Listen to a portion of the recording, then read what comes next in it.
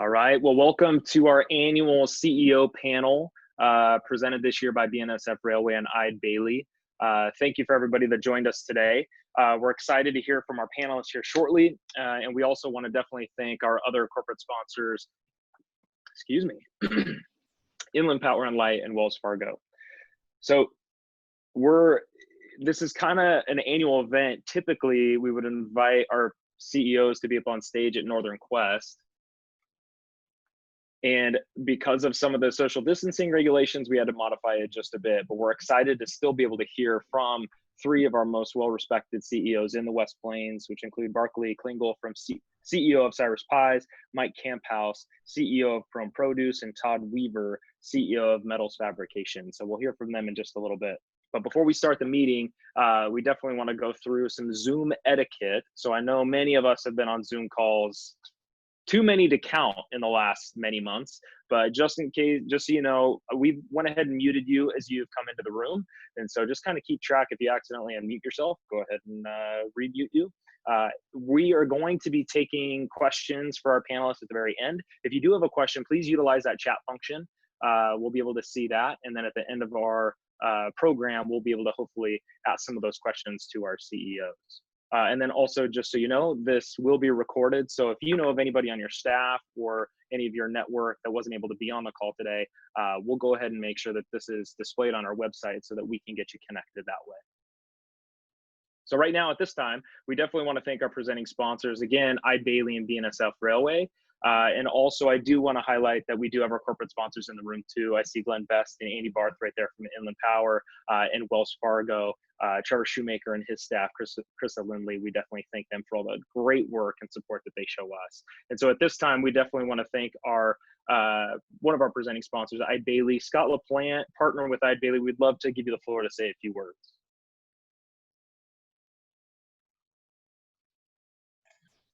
Thanks, Toby. Hi, I am Scott LaPlante, partner with Eide Bailly.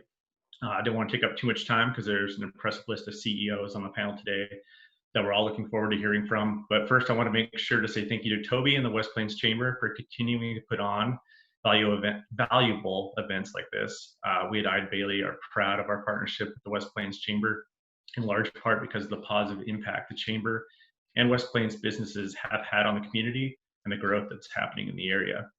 I know there's a lot of business leaders on the call, and as we've been talking with our business clients over the last few months, a lot of conversations have shifted towards the guidance that we can provide, like insights on PPP loans, helping managing cash flow, thinking through the virtual workplace environment, helping businesses through exit strategies, capitalizing on research and development credits, and lots more. There's this common misconception that accountants are only focused on tax and audit work, which is sometimes true, but our real goal at Eide Bailly is to be business advisors who help businesses like all of yours succeed and make the right decisions, even through times like this. Eide Bailly started over 100 years ago and has grown now to be a top 20 firm in the nation, but we still remember that business is all about people and building solid relationships. We want our clients to feel that they're informed and prepared for anything thrown their way, and that they have someone in their core backing them up. Bottom line, no matter where you want to take your business or what challenges you may be facing, we have good people with the right capabilities to help you succeed. So wrapping up here, thank you again to the Chamber for putting on events like this one, and thank you to today's panelists for giving your time and sharing your insight. Thank you. Scott, we really appreciate that. And again, Eide Bailly is a great elite investor of ours, and we appreciate that partnership going forward. And really just thank you for your work, especially during COVID, and helping your clients, which are our members as well, navigate some of these storms. So right now, we also want to hand the floor over to BNSF Railway, and we have Johan Hellman to share. And I do see Serena Carlson on there as well. I don't know if Johan was, I think he might have gotten kicked off. Serena, do you want to say a few words on behalf of just BNSF Railway? Yeah, I sure can. Can you hear me? Yep. Perfect. Well, yeah, I believe Johan was going to be on here, but if he's been kicked off or is experiencing technical difficulties, then I will just sort of echo Scott's remarks and just, thank everybody for attending this event. On behalf of BNSF Railway, we are always happy to sponsor West Plains Chamber events, such as this one, such as the breakfast meetings, such as anything else that the Chamber does, because it's such a dynamic organization. Toby does such a great job of advocacy for all of the members on the West Plains. He's dynamic, the organization's dynamic, and they are doing a great job, especially in the new world that we're all living in, I think. So on behalf of the NSF Railway, I just wanted to say thank you to you folks for putting on such a good event. I don't really need to take any more time. You know, we have a big and interesting panel with a lot of CEOs. So I would just, again, thank everybody else for attending this, and I'm looking forward to hearing the panel. So thanks again from your friendly neighborhood railroad.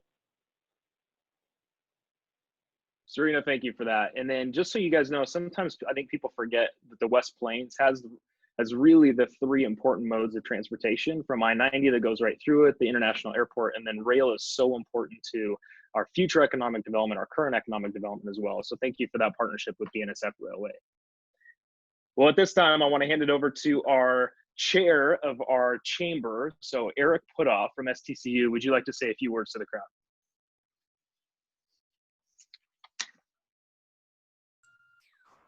Right on. Hey, thanks, Toby.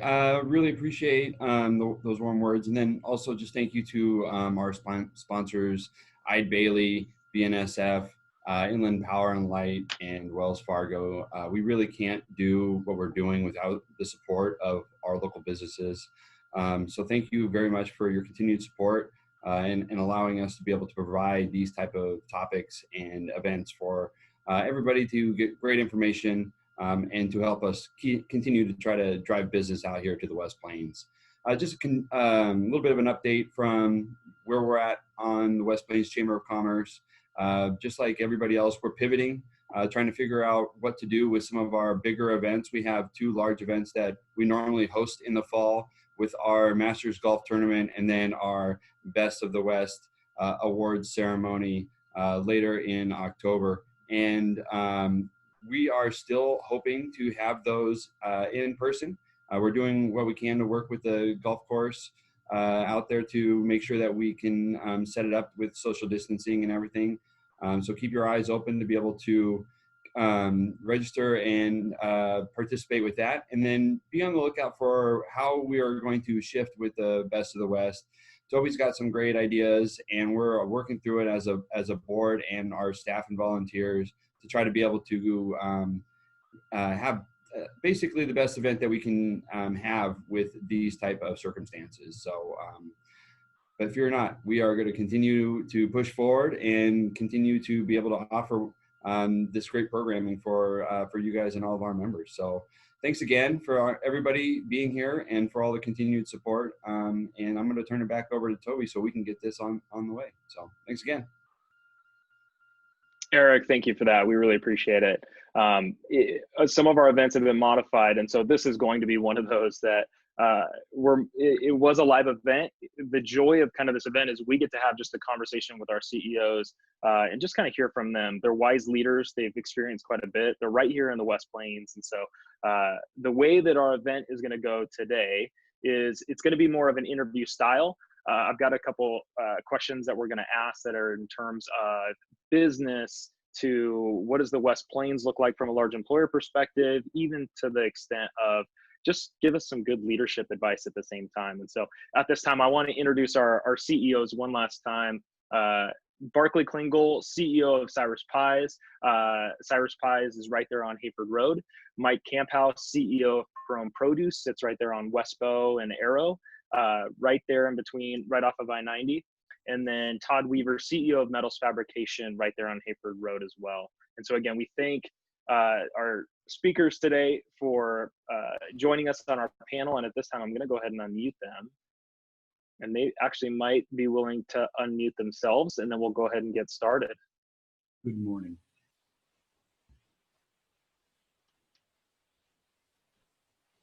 All right, well, perfect. Well, the first question is really just for the whole group. What year did your business move or open here in the West Plains? What was the main driver for locating here? And I'm just going to let Mike, would you mind starting us off from Produce? Sure. You know, Toby, as I think you're aware, I wasn't here when Peirone relocated out to the West Plains. That was back in 2010. I came in and took over the company in 2014. However, the executive team that's here today is very similar to the executive team that was in place when the move was made to the West End. And in talking with them, there were some very compelling reasons for coming out this way. A lot of those centered on, the cost advantages. Peirone had been locating downtown in what is now the University District, had outgrown their facility, had to move. Coming out to the West Plains had some very significant financial advantages. That's one. Number two is the availability of almost shovel-ready dirt, right? The infrastructure had been invested. It was expensive, but fairly, I don't want to use the word easy, but administratable move to come out this way. And then probably one of the more compelling is, our industry is very reliant on heavy trucking. And the access that coming out to the West Plains gave us to I-90, almost uninterrupted access, was very compelling. So it was a great move for the organization and one that's been very beneficial to us. And Mike, I might just ask a quick follow-up question. You said that you came here in 2014. What was some of the reasons why you specifically, maybe even professionally, decided to come out into the Northwest? Yeah, how many hours have we got, right? So I was 28 years with a Fortune 500 company running subsidiary organizations for them all over the United States. Great career, right? Was in my mid-50s and really had enough of that. Was looking to improve my quality of life, and I was faced with a decision at the time to move way north up into northern Minnesota. And at the same time, I was recruited to come in and look at this organization. So yeah, that's how I ended up here in Spokane. It was one of those crossroads in my career, and it's honestly, I can tell you, it's been the best move I've ever made. That is great to hear. Todd, I would love, and I know sometimes I don't want us to assume that we know what all our industries are. So Todd, as you kind of answer the question, what made Metals Fab open up here in the West Plains? And maybe just give us a brief just description of what Metals Fab is and what do you do? Okay. Thanks, Toby. Thanks for inviting us. We were founded in Spokane in 1966. We're second generation. My sister and I own the company. We bought it from our dad, who founded it. We moved out here in 1987, 1988 from Northeast Spokane. Primary reason we came out here is for space. These buildings, most of the buildings we're in, were already here and they've been vacant. We moved from about 10,000 square feet and some empty land around us that was growing. So from the north side to about 90,000 square feet when we first moved out here and 16 acres. Since then, we've grown to about 25 acres. We just bought another 8 or 14 acres on McFarland, about 130,000 square feet here. So the space was a big driver for us. We really like just what, as you mentioned, rail spur, having rail spur on site is big. The majority of our steel we buy from the Midwest, and BNSF brings it to Spokane for us. We like the airport being close by. We can jump on a plane and go see our customers all over the state, all over the West Coast, but good access there. So and for them to come in, we emphasize that it's quick for them to come in. They need to just confirm what we're working on. If they need to do inventory count of steel they're paying for, they can do that and be back in Seattle or Portland in a 4-hour, 5-hour day sometimes. When we came out here, McFarland Road had all the industry here, but Hayford and Highway 2, we had a burger stop and Savage House Pizza, and there was nothing else there. So kind of shows it has grown quite a bit out here. As far as what we do, we're a structural steel fabricator. So we work for general contractors. We buy the steel from the steel mills in accordance with the designer's drawings, and we take their drawings, we make each one of our pieces, we draw each one of our pieces, and then we fabricate, which means we cut to length, weld pieces on it, roll it, bend it, burn it, drill it. It's basically an erector set for the job site. So the job site stands columns and connects pieces to that. A lot of stuff we do, most of the work we do is outside of Spokane. A lot of Amazon's towers in Seattle and now Bellevue. A lot of the Fortune 500 companies in the West Coast. Thank you for that. We might have a couple follow-up questions just in terms of what do you see the future of your industry, given kind of where we're at in the economy too. Barclay, at this time, we would love to hand the floor over to you. We'd love to hear what made Cyrus Pies decide to move out here to the West Plains, and then maybe just a brief description of kind of what does Cyrus Pies do today? Sure. Well, first of all, Toby, thanks for inviting me. You came by and cold called me about a year ago.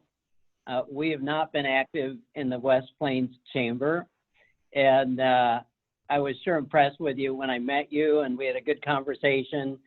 And you actually invited me to do this last summer, and at the time we were negotiating to sell our business, so I took a pass. But you remembered me about 2 months ago and reached out, and so I'm glad to be part of your panel. You know, I think as most people know, we started in the back of Cyrus O'Leary's restaurant in 1981.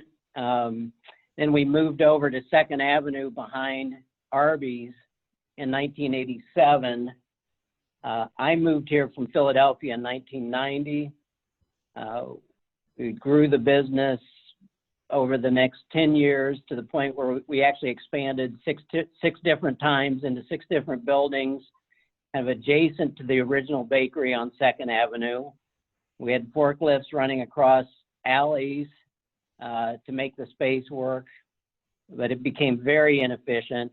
When I came out here in 1990, we were exclusively in the fresh direct store delivery business to grocery stores in Eastern Washington. By the mid-90s, we started doing some frozen business shipping outside of Eastern Washington, and by 2001, we had really outgrown any possibility of expanding any further downtown. So Dick Edwards, who probably everybody in the West Plains knows, drove me out to Hayford, and I think Hayford and Highway 2, and I think the only thing out here at the time was the prison, and the casino was probably 10% as big as it is today. So the idea of we wanted to be along the I-90 corridor because with our frozen business, we store a lot of our product out in the valley at a cold storage facility.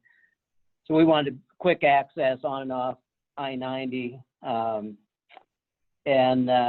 we looked at land in the valley. The price of land was probably quadruple what it was here in Airway Heights at the time. So the land values were attractive. We were able to buy 6 acres. In 2001, Garco built a 40,000 square foot building for us and opened in the fall of 2002. So we've been out in Airway Heights for 18 years now, and it's been a great decision for us. We've grown.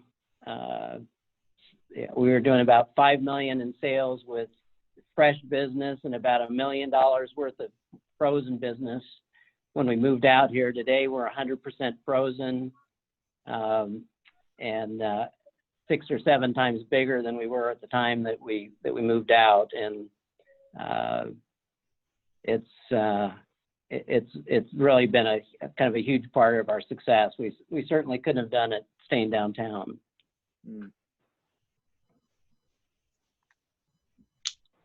Thank you for that.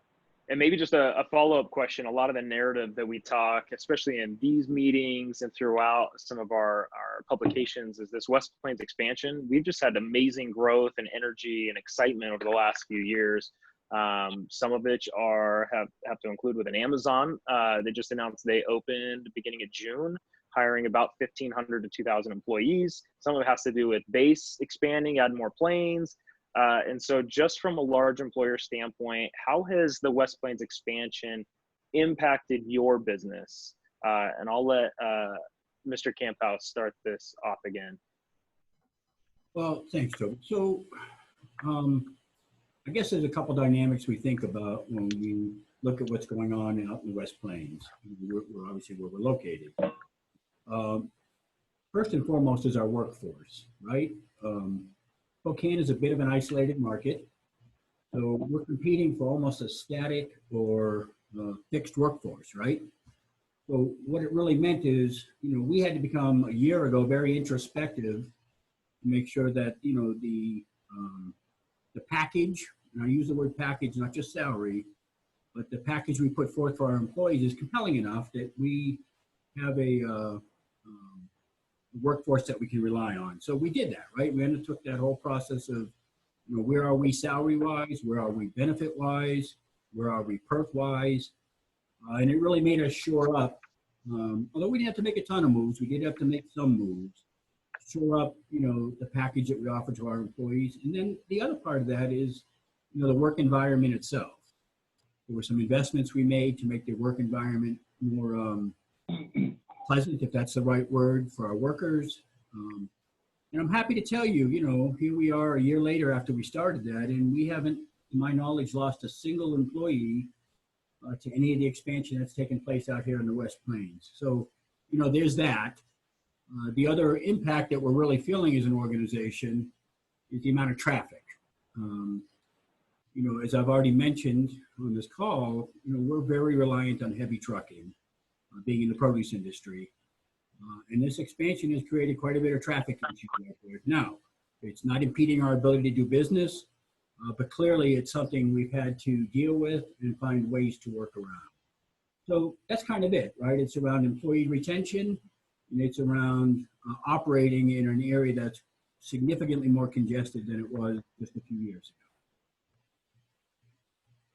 Mr. Barclay, just from your perspective, how is some of the expanding of Amazon and some of those traffic congestion, all those things, how has that impacted Cyrus Pies? Well, I would say up until recently, there's been no impact. The last 3 or 4 months for most every business has had unique challenges. We sold our business on March 27th to Sarah Lee. COVID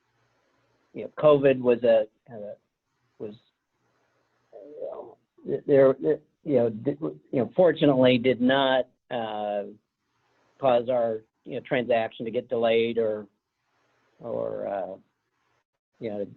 be put on the back burner.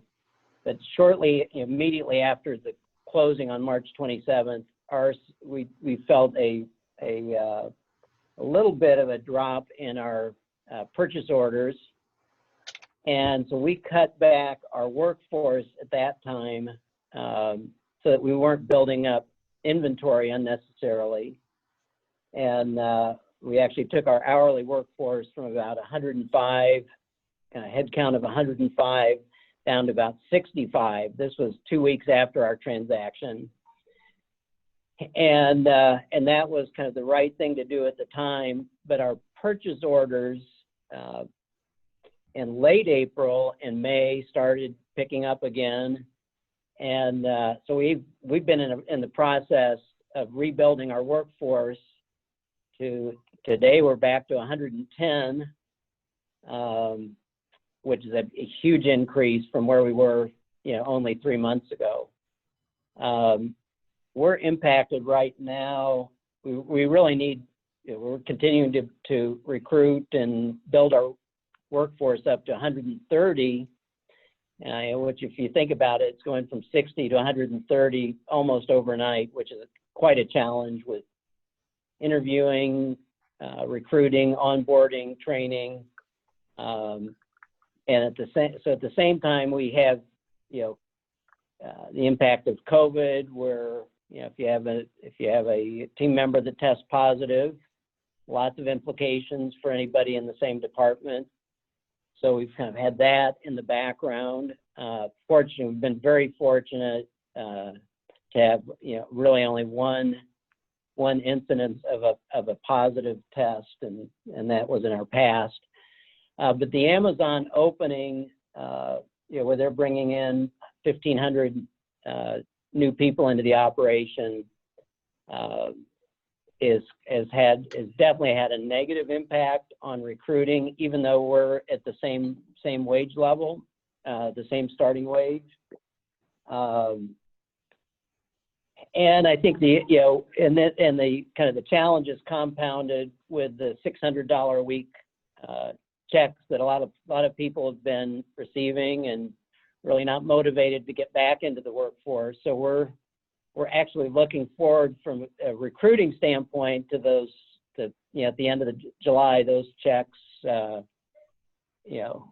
not be going out in the mail. So it's been a challenging period, and Amazon does have I think in the short term it will have a lot of young people are intrigued with the idea of working for Amazon, but we with our kind of involvement with Sara Lee, they've had plants around the country that have had similar situations with fulfillment centers opening nearby, and for them it's been a short-term impact where a lot of employees think it's kind of going to be a great place to work, and they find out it's quite a bit different maybe than what they expected. So we're looking forward to the Amazon honeymoon coming to an end, and hopefully sooner than later.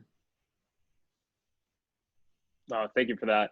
In our previous call, we had a housing discussion, and Joel White from SHBA made the comment about the shortage in the construction industry, and just the curiosity of, hey, there should be an ample amount of workers out there, but though it is a great benefit to have that extra $600, sometimes it isn't as enticing to pivot to another employment quickly. So next, I want to, Todd, I've got a different question for you.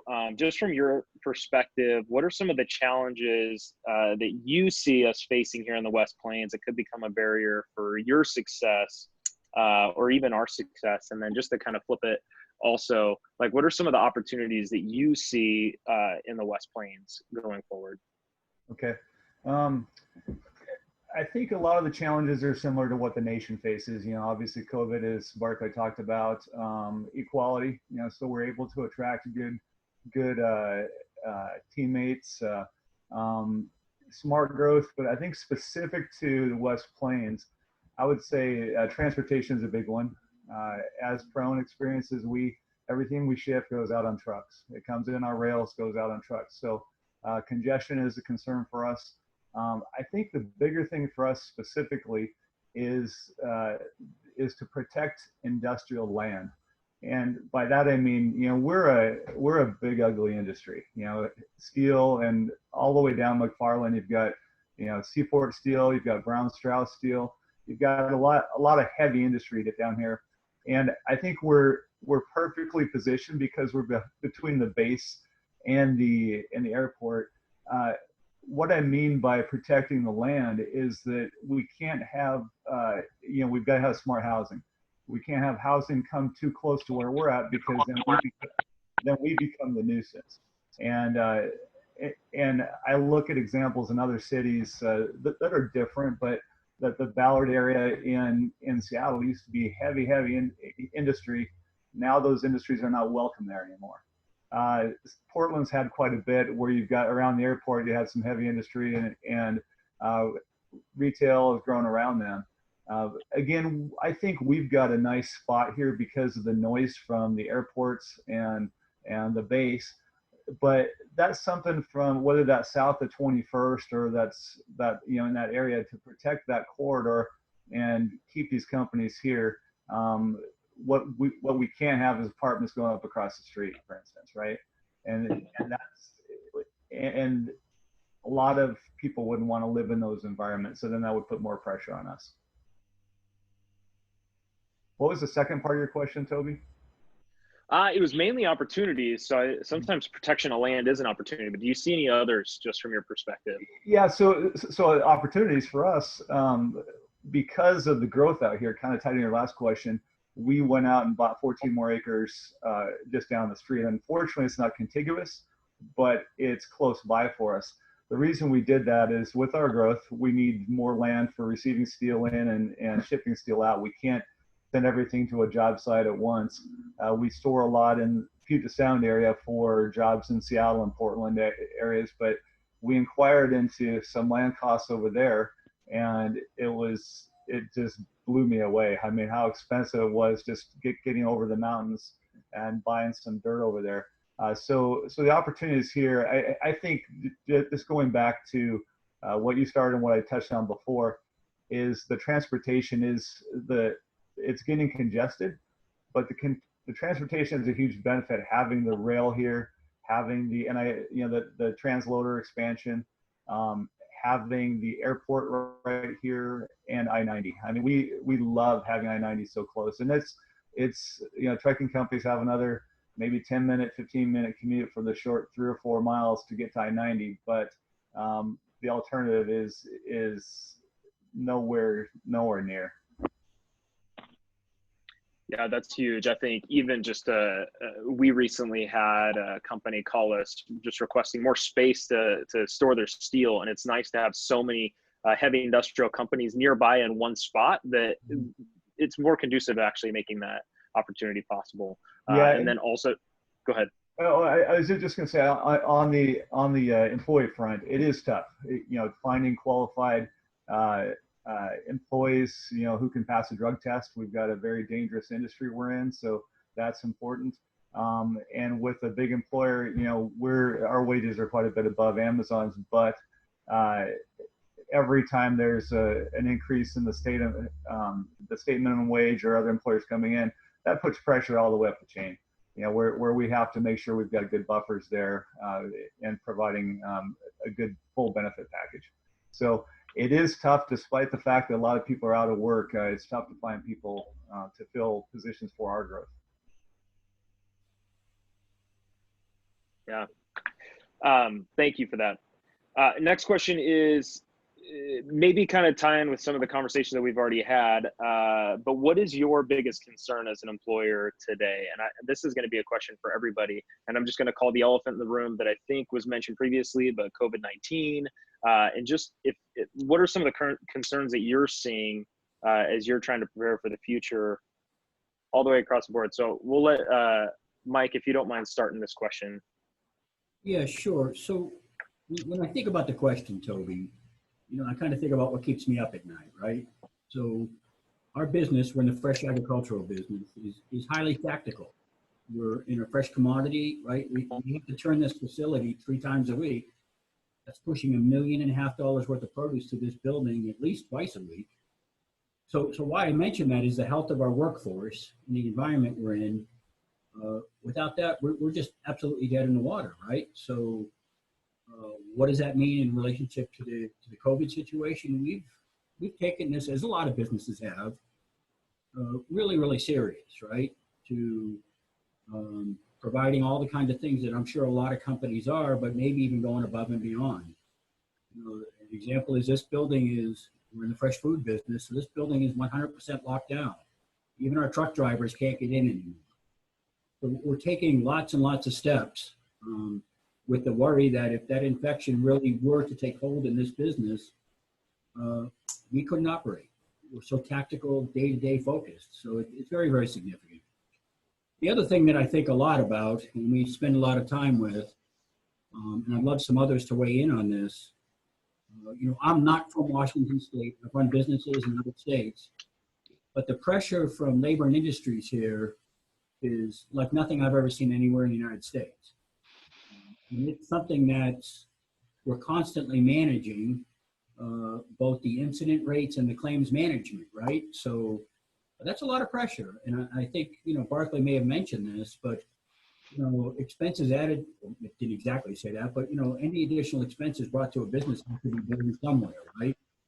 So we invest a lot of energy and a lot of time trying to manage that process in an environment where it feels almost unfair at times, the pressures that's being put on us.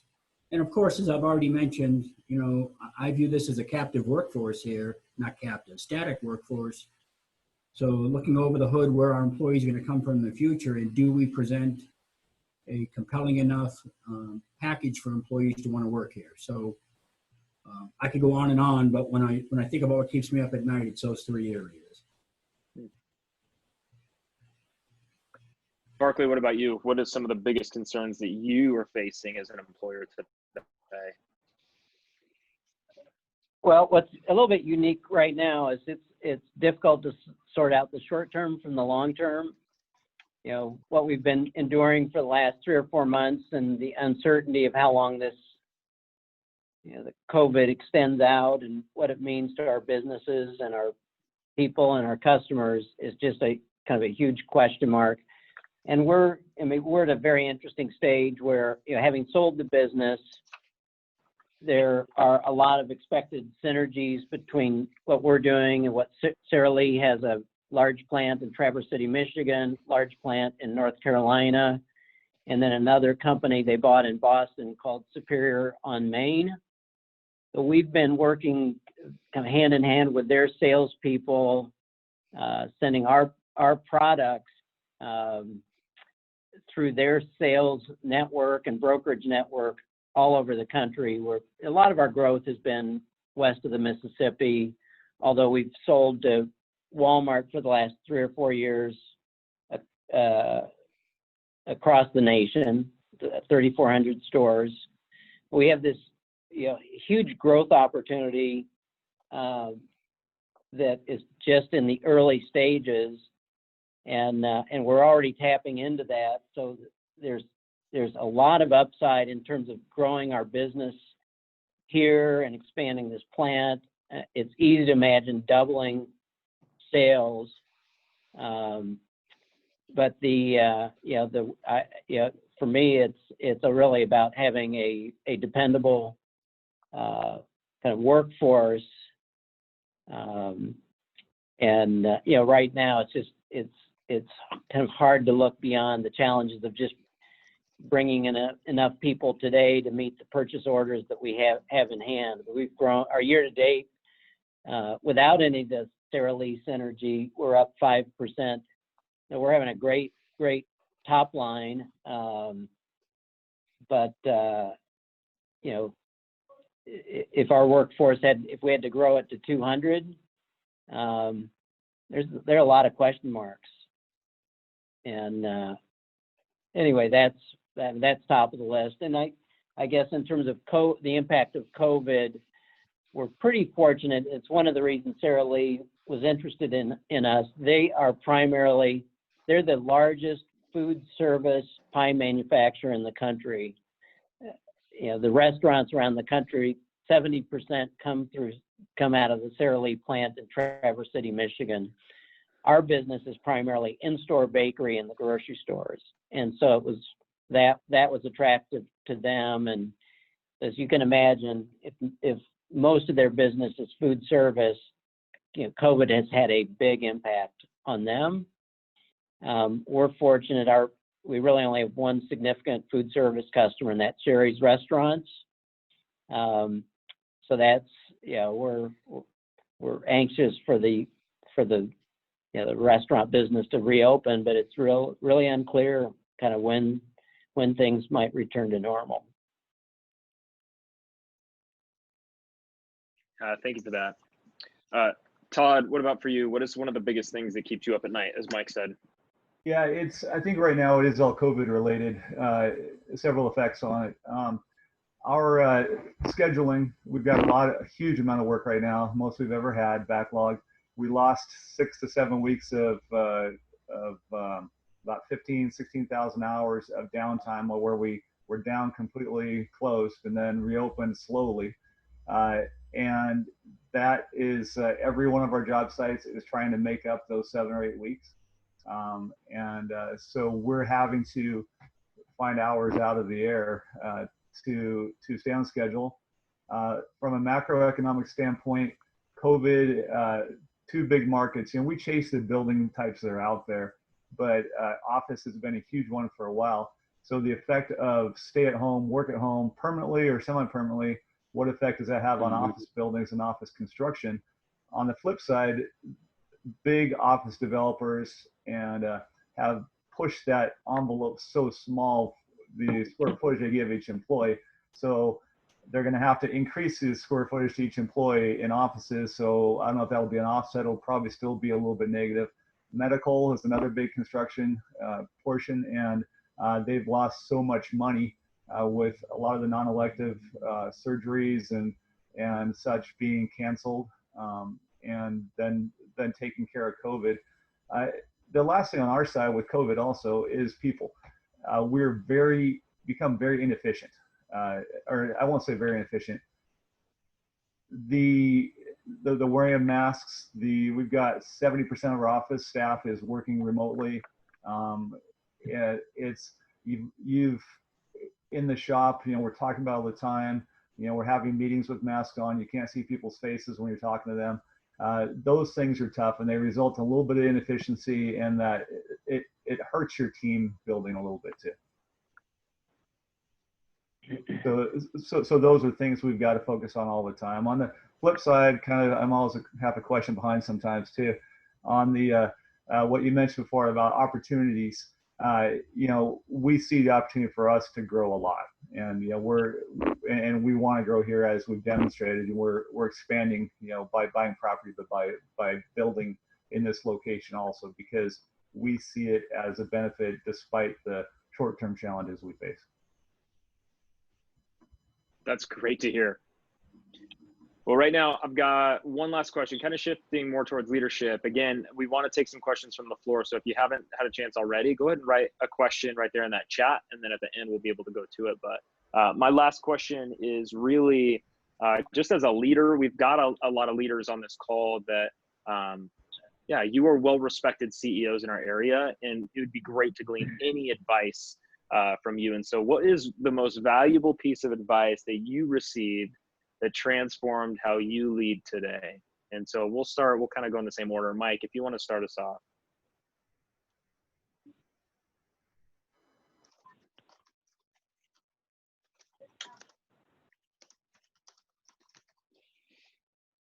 Oh, Mike, I think I got you muted.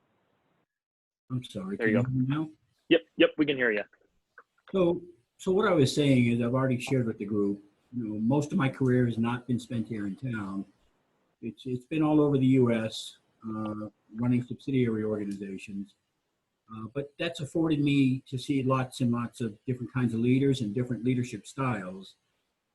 And, it's kind of a hard question, right? But one of the things I picked up a long time ago that has really helped me no matter where I went is understanding that talent doesn't always come wrapped in an MBA package, right? Sometimes it's hidden inside of your organization, and it's easy to overlook that. So as I've moved around, as I've taken over organizations, I've really tried to make a conscious effort to dig deeper into the company and assess the talent pool we have beyond what's obvious. And that served me really, really well. And it served me really well here at Peirone. When I came into town, I was a fish out of water. I wasn't known in the community. Heck, I got to tell you this, during the interview process, I mispronounced the name of your town 4 or 5 times. I kept calling it. And at the end of the day, they still hired me, which says a lot about how polite people are around here. But at the end of the day, if you were to ask me to put a finger on it, I guess that's what I would say is that, talent isn't always obvious. And as leaders, it's incumbent on us to maybe dig deeper beyond the veneer. And it's always surprised me what talent's out there that's maybe not obvious. That make sense? Yeah, that's great. Barclay, for you, what's the most valuable piece of advice that you've ever received? Well, I think one that's stuck with me from a young age, it was influenced by my older brother, who was a big mentor and a business partner of his, was just a real simple saying, which as I look back, definitely has an impact on my career, and that's slow and steady wins the race. And a lot of people want to strike it rich quick, and I look back when I moved here in 1990, I thought that was age 35, and I thought I'm not sure what I was thinking at the time when I got into this pie business, but it's a 30-year run to get to where we were, to be in a position to sell the business. Through those 30 years, we were very conservative in terms of debt. We grew it slowly. We had no outside investors. Cyrus Vaughn and I were, the two main partners in the business.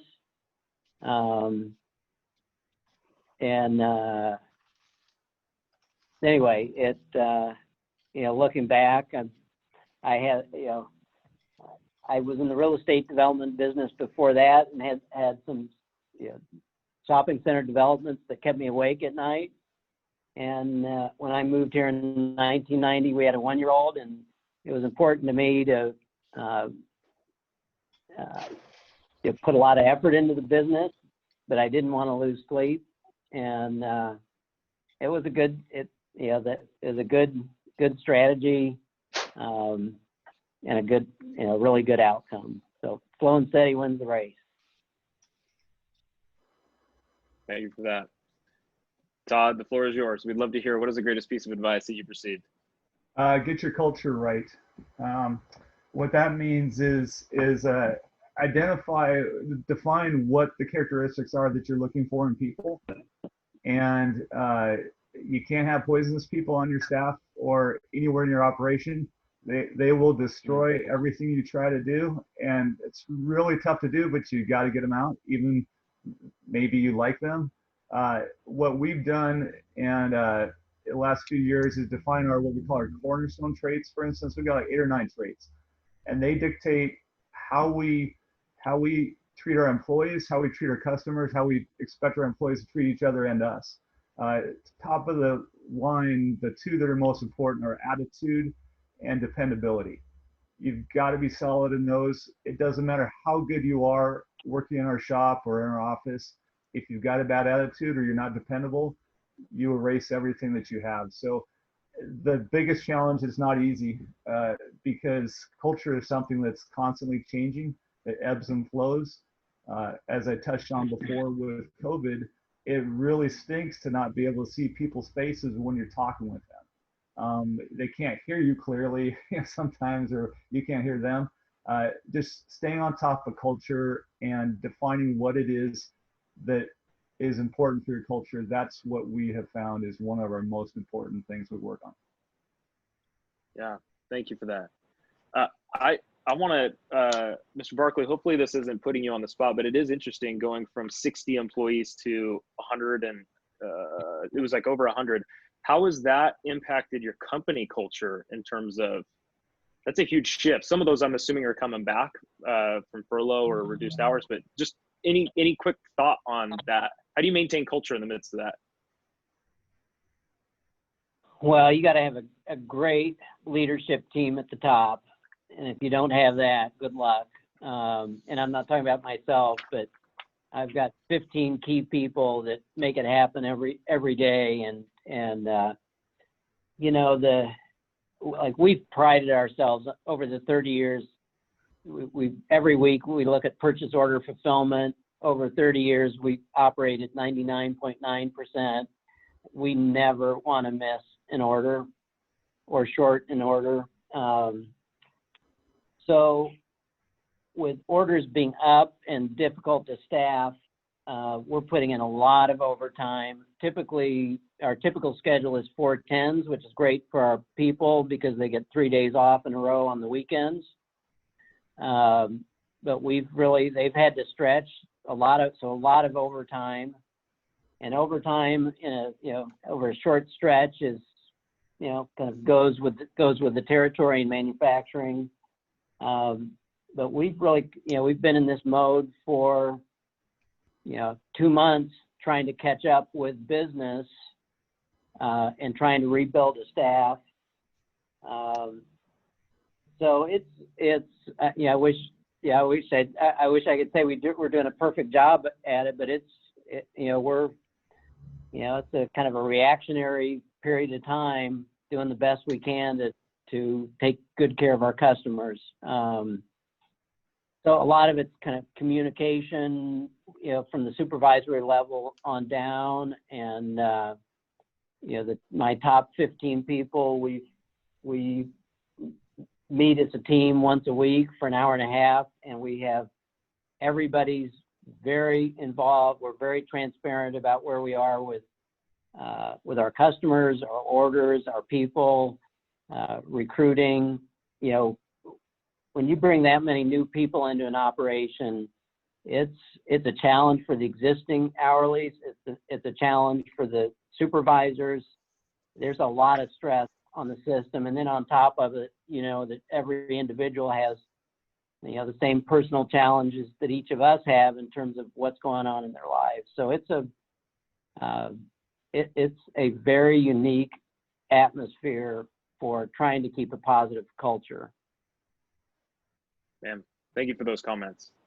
I'm just trying to go through some of our just questions in the chat. If I miss your question just for sake of time, I apologize in advance. Maybe just since Barclay, you were just talking, have you noticed any of your employees coming back? Has anybody been resistant? Have you noticed a large number just, hey, you've offered them work and they're turning you down? Mainly, I think there's been a lot of argument about the $600 a week keeping them away. So just in your experience, anything from employees not coming back when offered work? Oh, sure. I think we've probably all experienced that. And which makes it that much harder for the people that are working when they see their peers out there sitting at home making more money than they're making coming into work every day. Yeah. And then from maybe I think a bottom of it was a conversation about consumer confidence. Maybe Mike Kamphaus, just because just in your industry, what have you experienced from a consumer confidence standpoint? You talked about keeping your building on lockdown. Safety is a huge concern. Yeah, your thoughts. Well, consumer confidence as it relates to the industry or the space we work in, right? We live in is retail food. So as it impacts our company, I would tell you we're in uncharted territory right now. Our growth rates are incredible to the point where I'm actually worried about burnout with our employees. Okay. But I don't think that's what you were getting at. I think you were talking more about the sentiment of consumers in general. This is a very confusing time. What you hear in the media versus what you see in the stock market versus what you hear in the lunchroom doesn't always seem to correlate, right? But I think it's safe to say there's a nervousness out there that's impacting a lot of businesses. We don't happen to be one of those because of the space we're in, which is food. But it's scary times out there right now.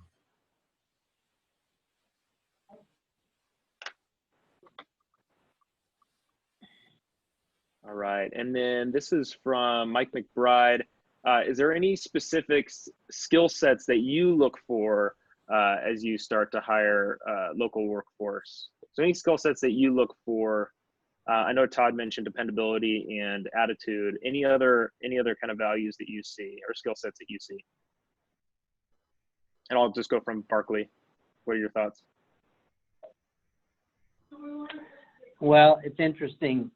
If you asked me this question 6 months ago, you get one answer, you get a different answer today. We've been super selective in the past, but you can imagine what happens, in a 3-month period like this. So, for us, it's about being flexible based on what you have to do to take care of your customers, and during a certain environment, your standards might be here, and then talking my team, who's doing the recruiting and HR and onboarding into, okay, let's re-examine what our criteria is. Unfortunately, in this environment, it's about like stepping back and dealing with reality. Mike, what about you? I think I would echo much of what Todd said. When you look at the makeup of our workforce, a lot of it is blue collar working out in a warehouse, right? So, getting dependability, getting people that can pass the standards it takes to work in an environment like this, it can be challenging. But I would also come back to something I said earlier. If we can get them in the door and we have a good enough package, we have great tenure with our employees here. That's not to say we don't have turnover, but the majority of our workforce is highly tenured.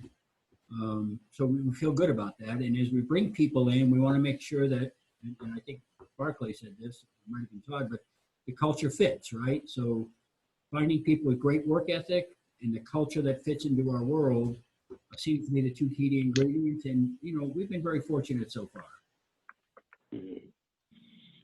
I think for us, a big part of kind of the change that we all find ourselves in is if we've relaxed our standards.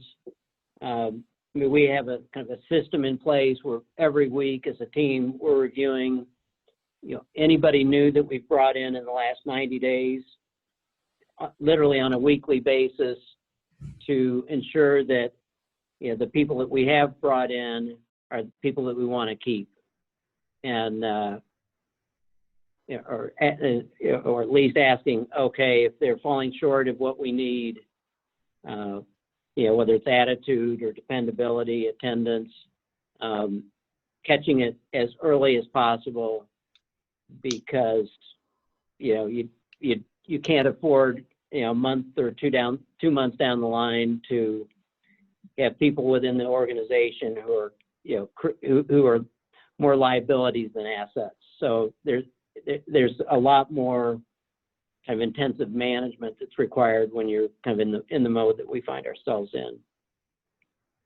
And one thing we're doing too is spending a lot of time on training, and but that becomes harder the more people you bring on quickly. And we're in an industry like Barclay, where we just had the fortune of having a strong construction industry for a while, but we're used to feast or famine. Major ebbs and flows. But when you're bringing in more people, that puts more it puts more on our trainers and pulls our trainers out of production, a little bit too.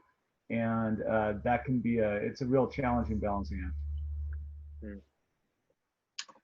Well, it is, we're getting close to the noon hour. So I want to say thank you so much to our panelists today. Again, we as a chamber appreciate your partnership and just what you are in the community. And I think just from my own perspective, just a great, well-respected group of individuals that it was funny, I was thinking about the West Plains expansion, and I think, forgive me if I misquote this, but I know that Mike just increased his productivity by like 40% without even breaking a wall. So just impressive, even just to the transition that's going to be happening at Cyrus. And Todd, I know that you are in the process of expanding and buying land. And so we're proud that you are in our area. Thank you for being neighbors, and just thank you for the contribution that you make always, and especially on this call. So thank you from the chamber.